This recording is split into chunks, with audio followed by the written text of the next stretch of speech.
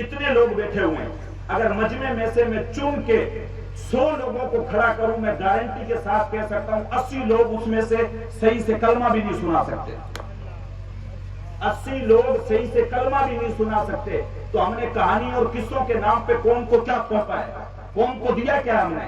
جس قوم کی حالت یہ ہو، جس قوم کی حالت یہ ہو کہ اسلام کے ارکان تو بہت دور کی بات ہے، نماز کا طریقہ تو بہت دور کی بات ہے، اور سارے فرائض اور واجبات تو بہت دور کی بات ہے، جس قوم کے 80% طبقے کو ڈھنگ سے کلمہ نہ پڑھنا آتا ہو، ذرا سوچو اس قوم پہ افسوس ہونا چاہیے کہ نہیں ہونا چاہیے؟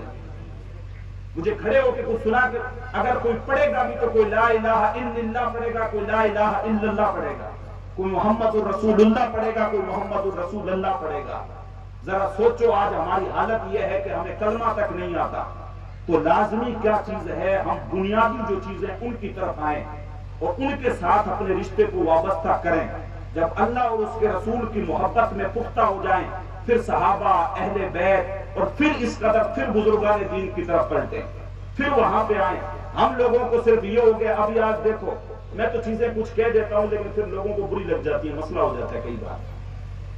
ابھی آپ لوگوں نے 4 لاکھ چندہ کیا، 4 لاکھ 4.5 لاکھ تقریباً چندہ ہوا ہوگا۔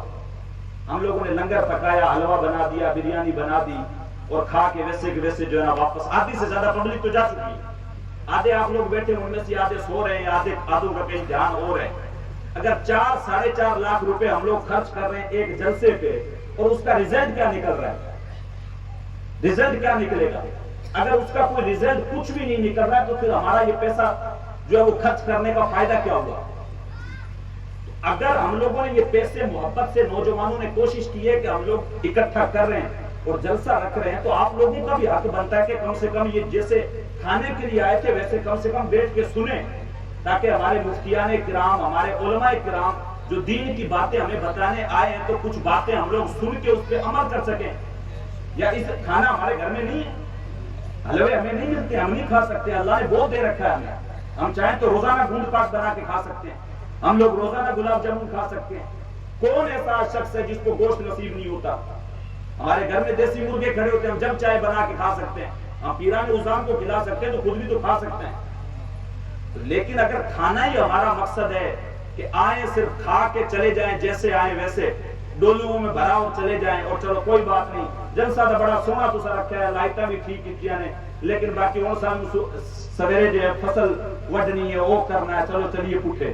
اگر اس لیے کرنا تھا تو پھر یہ 4 لاکھ چندہ کیوں کیا؟ میں کوشچن مارک دے کے جا رہا ہوں آپ کو۔ اگر ہم نے واقعی جو ہے جد و جہد کر کے نوجوانوں نے کوشش کی، آپ سب نے مل کے اچھا چندہ دیا، تو آپ کا حق تو یہ بنتا ہے کہ آپ کم سے کم بیٹھیں اور لاسٹ تک جلسے کو سنیں اور کچھ باتیں جو ہے اپنے ذہن کے اندر ڈالنے کی کوشش کریں کہ ہاں یہ دین کی باتیں ہمیں قرآن اور حدیث سے بتائی گئی ہیں، تو ہمیں کم سے کم اس کے اوپر جو ہے وہ عمل کرنا چاہیے، ہمیں جو ہے وہ اس کے اوپر کوشش کرنی چاہیے کہ کچھ سیکھیں۔ ورنہ جو ہے وہ میں بار ایک جملہ کہتا ہوں، ہمارے یہاں روڈ کے اوپر سے گاڑی گزرتی ہے جس کے پیچھے لکھا ہوتا ہے عقل نہ ہوتا موجہ ہی موجہ، پھر وہ والی بات ہو گئی، یعنی پھر آئے آپ کھائے یہاں پہ تھوڑی دیر بیٹھے اٹھ کے واپس چلے گئے تو وہ والی بات ہو گئی، پھر عقل نہ ہوتا موجہ ہی موجہ، تو وہ پھر تو زندگی ویسی ہو گئی۔ تو اگر کچھ خرچ کر رہے ہیں تو کم سے کم اس کا ریزلٹ بھی دیں۔ اگر سب لوگوں نے مل کے جلسہ رکھا ہے تو بیٹھ کے دین کی باتیں بھی سنیں اور کوشش کریں کہ اس کے اوپر عمل کی بھی کوشش کریں۔